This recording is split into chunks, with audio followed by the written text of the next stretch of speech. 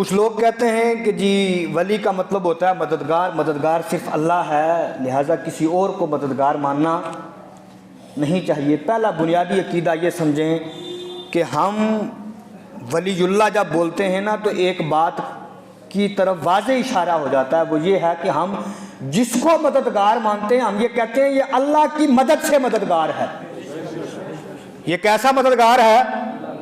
اللہ کی مدد سے مددگار ہے۔ تبھی معنی کیا ہوا؟ ولی اللہ کا مطلب ہی کیا ہے؟ جو اللہ کی مدد سے کیا ہو؟ مددگار ہو۔ اب قرآن دیکھیں، قرآن کہتا ہے لوگوں سنو، ولی 3 قسم کے ہیں۔ کتنی قسم کے ہیں؟ 7 بولیں گے۔ کتنے ولی ہیں تمہارے؟ 3۔ فرمایا انما ولیکم اللہ، تمہارا پہلا مددگار اللہ ہے۔ کون ہے؟ فرمایا سنو، خالی اتنا ہی نہیں، وَرَسُولُهُ، جس طرح سیم کنڈیشن، جس طرح تمہارا مددگار اللہ ہے اسی طرح کون ہے؟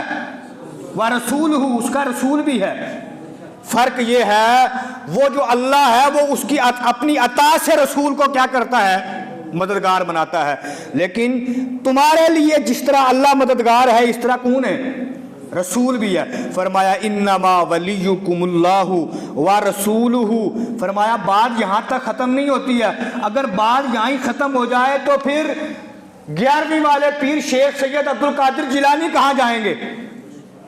والی ہند سلطان الہند حضرت خواجہ غریب نواز کہاں جائیں گے؟ فرمایا نا ولی تمہارے 3 ہیں۔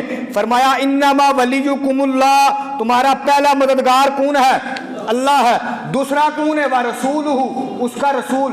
فرمایا تیسرا وَالَّذِينَ آمَنُوا، فرمایا جو اس کے اوپر ایمان لے آئیں، جو اس کے اوپر۔ اب آپ کہیں گے ہم سارے ایمان والے ہیں، سارے متقی ہیں، ہم میں اور غریب نواز میں فرق کیا ہے؟ آؤ میں آپ کو ایمان کی مختصر ڈیفینیشن بتا دوں، اور یہ موضوع سے باہر ہے، جلدی بات سمجھانے کے لیے عرض کر دوں۔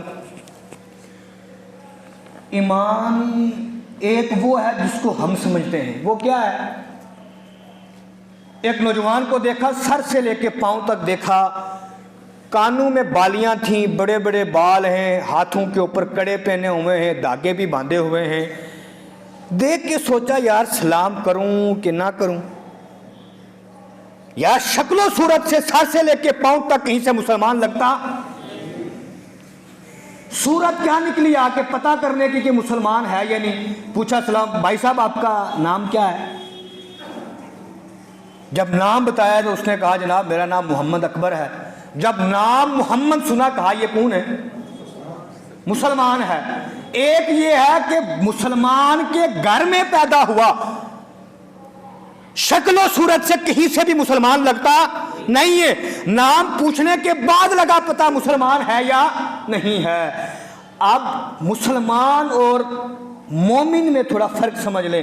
مومن یہ ہے جس کو آپ بچپن میں مسجد میں آپ پڑھا کرتے تھے، مولوی صاحب آپ کو نماز کے بعد سبق پڑھانے کے بعد نا لائن میں کھڑے ہو کے پڑھاتے تھے، 6 کلمے پڑھاتے تھے پہلے، پھر پڑھاتے تھے آپ کو صفت ایمان، ایمان مجمل، ایمان مفصل۔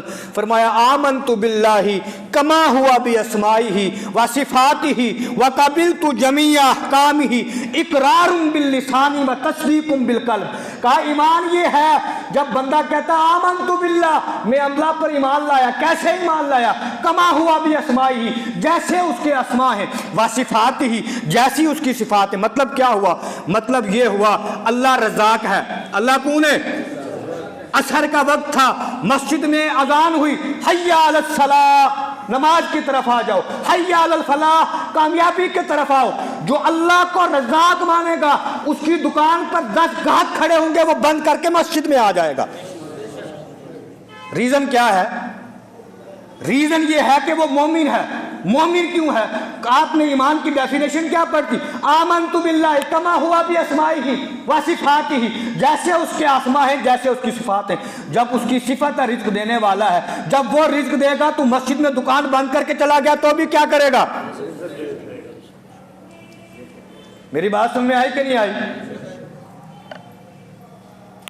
اب ڈیفینیشن دیکھو، آمنت باللہ کما ہوا باسمائہ وصفاتہ وقبلت جمیع احکامہ، میں نے اس کے سارے احکامات کو مان لیا۔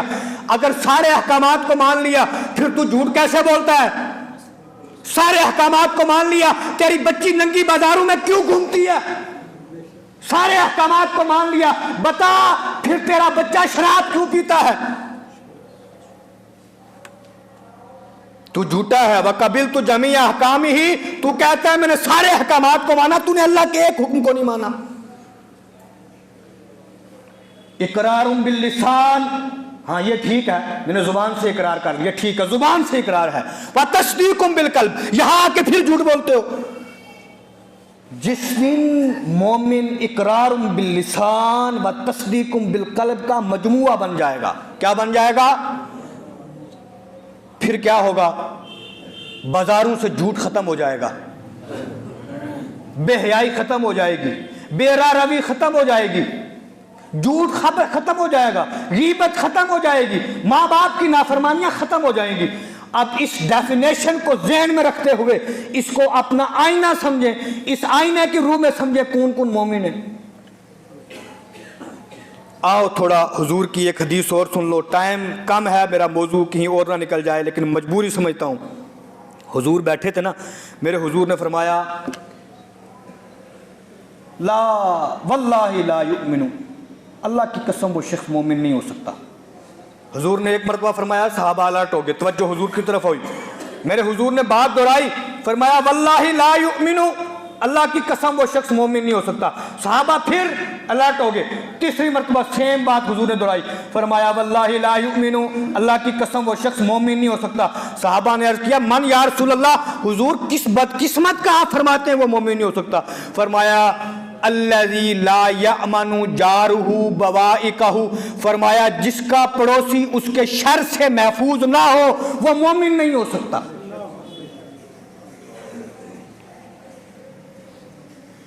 اب اس حدیث کی روشنی میں دیکھو ہم کتنے پڑوسیوں کو تکلیفیں دیتے ہیں۔ حضور کی دوسری حدیث سن لو، جلدی بات ختم کرو۔ حضور نے فرمایا واللہ لا یؤمن حتی